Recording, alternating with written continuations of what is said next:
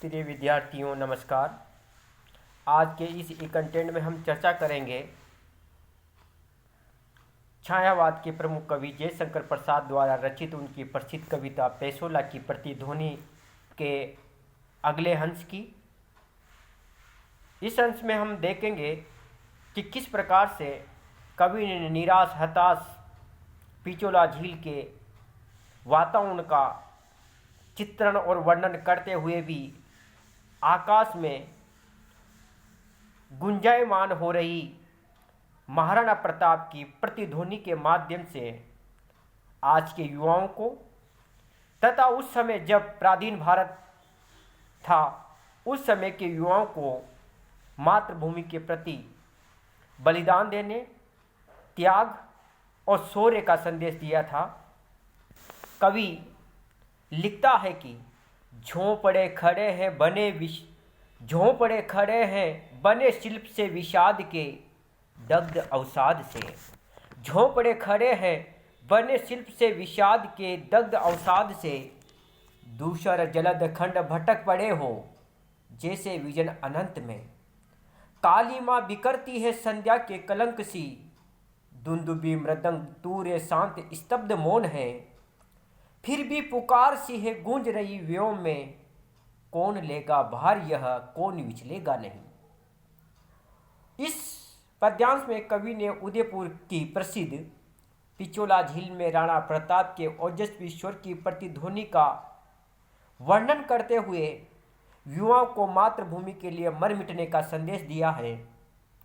पराधीनता के समय में रचित इस कविता में तत्कालीन समाज को जागरण और देश के लिए बलिदान देने के लिए, त्याग करने के लिए, मातृभूमि को सर्वस्व न्योछावर करने के लिए कवि ने पिचोला झील के वातावरण को आधार मान करके महाराणा प्रताप की प्रतिध्वनि की अनुगूंज से समाज को राष्ट्र हित और मातृभूमि के लिए बलिदान देने का जो संदेश दिया था वह आज भी उतना ही प्रासंगिक है जितना उस समय था। कवि जयशंकर प्रसाद इस अंश के अंदर, इस पद्यांश के अंदर वर्णन करते हुए अपने मनोभावों को व्यक्त करते हुए कहते हैं कि झोंपड़े खड़े हैं बने शिल्प से विषाद के दग्ध अवसाद से। कि पिचोला झील के आसपास जो झोंपड़े हैं अर्थात कच्चे मकानों के जो अवशेष हैं बने शिल्प से विषाद के, वह अवशेष आज भी वहां पर अपनी निराशा, हताशा, उदासी को प्रकट कर रहे हैं। पिचोला झील की तरंगे आज भी उसी तरह से तरंगित हो रही है, परंतु वहां पर आज वह शौर्य और साहस का परिदृश्य दिखाई नहीं दे रहा है। आज पिचोला झील के पास में जो झोंपड़े या पुराने मकान खड़े हैं मानो वह मेवाड़ के राजपूतों के, सम्राटों के, प्रजापालक राजाओं के शिल्प के अंतिम निराशमय विषादमय अवशेष के रूप में विद्यमान चिन्ह हैं। पराधीनता रूपी उदासी एवं बेचैनी से जले हुए और कालिमा से वह घिरे हुए हैं, दग्ध अवसाद से। कहने का तात्पर्य यह है, कवि हमें कहना चाहता है कि पिचोला झील के आसपास के जो झोंपड़े, कच्चे मकान हैं, जो अवशेष के रूप में आज भी विद्यमान हैं, वह पराधीनता रूपी बेचैनी और उदासीन से जले हुए और कालिमा से घिरे हुए हैं। वे झोंपड़े दूसर जलद खंड भटक पड़े हो जैसे विजन अनंत में। आज भी वह पिचोला झील के किनारे पर स्थित गिरे हुए टूटे हुए झोंपड़े और कच्चे मकान धूल से भरे हुए बादलों के टुकड़ों की तरह अति बदरूप लग रहे हैं।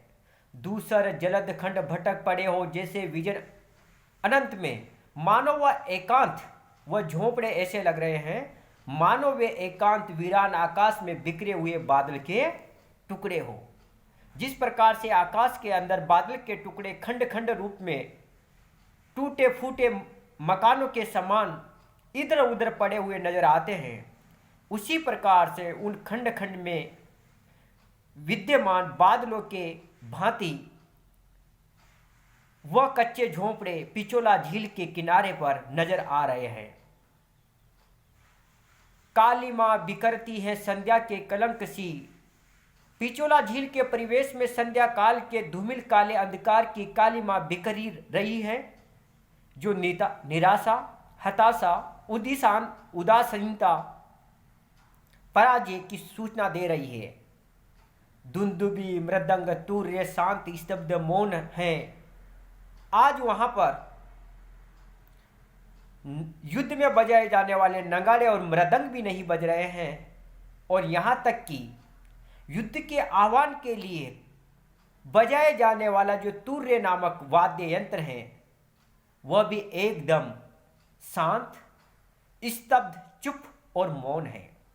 अर्थात पराजित मनोवृत्ति से युक्त उस वातावरण में चारों तरफ निराशा, हताशा और निर्जनता के साथ साथ मौन, शांति छाई हुई है।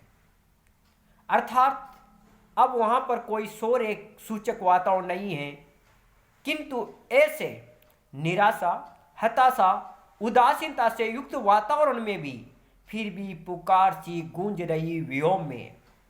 आकाश के अंदर एक पुकार निरंतर गूंज रही है, एक प्रतिध्वनि निरंतर गूंज रही है, और वह कह रही है कि कौन लेगा भार यह, कि कौन ऐसा व्यक्ति है जो मातृभूमि के गौरव की रक्षा और स्वाधीनता का भार ग्रहण करेगा। कौन ऐसा है कि कौन विचलेगा नहीं। कौन ऐसा है जो अपनी प्रतिज्ञा से जरा सा भी, पल भर के लिए भी एक कदम विचलित नहीं होगा। कौन ऐसा व्यक्ति है जो अपने प्राणों की बाजी को लगा करके भी मातृभूमि की रक्षा कर सकेगा। इस प्रकार की एक प्रतिध्वनि, एक गूंज, एक पुकार उस पिचोला झील के निराश, हताश, पराजित वातावरण में गूंज रही है। और कवि स्पष्ट रूप से कह देता है कि ये जो गूंज है, जो प्रतिध्वनि है, ये किसी दूसरे की नहीं अपितु स्वयं महाराणा प्रताप की है, जिन्होंने अपने जीवन में त्याग, तपस्या, बलिदान, शौर्य और मातृभूमि के प्रति समर्पण का जो उदाहरण प्रस्तुत किया था। मातृभूमि के लिए आजीवन जिन्होंने संकट झेले थे, ऐसे महान योद्धा, महान प्रजापालक, महान मातृभूमि के सेवक महाराणा प्रताप की ये प्रतिध्वनि आज भी पिचोला झील के आसपास के उदासीन, हताश, निराश, पराजित वातावरण को चीरती हुई सुनाई देती है, जो आम भारतीयों से, राष्ट्र के कर्णधारों से, युवा पीढ़ी से हमेशा एक ही प्रश्न किया करती है कि अब कौन ऐसा व्यक्ति है, कौन ऐसा राष्ट्र नायक है जो मातृभूमि की रक्षा का भार अपने कंधों पर लेगा, जो मातृभूमि के लिए संकटों को झेलता हुआ, प्राणों का बलिदान देता हुआ एक क्षण के लिए भी, एक कदम भी विचलित नहीं होगा। ऐसा अब कौन है। इस प्रकार से कवि ने यहाँ पर इस पद्यांश के माध्यम से भारतीय समाज में ओजस्वी एवं साहसी भावों के पुनर्जागरण हेतु मेवाड़ में महाराणा प्रताप की प्रतिध्वनि का चित्रण करके, वर्णन करके अंग्रेजी शासनकाल में पराजित भारत को स्वाधीनता की सुंदर बेला में ले जाने के लिए जो आह्वान किया था, राष्ट्र प्रेम की दृष्टि से जो प्रेरणादायी संदेश दिया था, वह वंदनीय है। इस पद्यांश में कवि ने पद की योजना के अनुरूप ओजस्वी भावों के माध्यम से, ओज गुण की सहायता से युवाओं को संदेश देते हुए उत्प्रेक्षा, उपमा और आक्षेप अलंकारों का सुंदर सामंजस्य करते हुए काव्य सौंदर्य की संपूर्ण विशेषताओं से युक्त बनाते हुए इस पद्यांश के माध्यम से राष्ट्र के नव युवकों को, राष्ट्र नायकों को मातृभूमि का भार अपने कंधों पर लेने का आह्वान किया है। जय हिंद, जय भारत।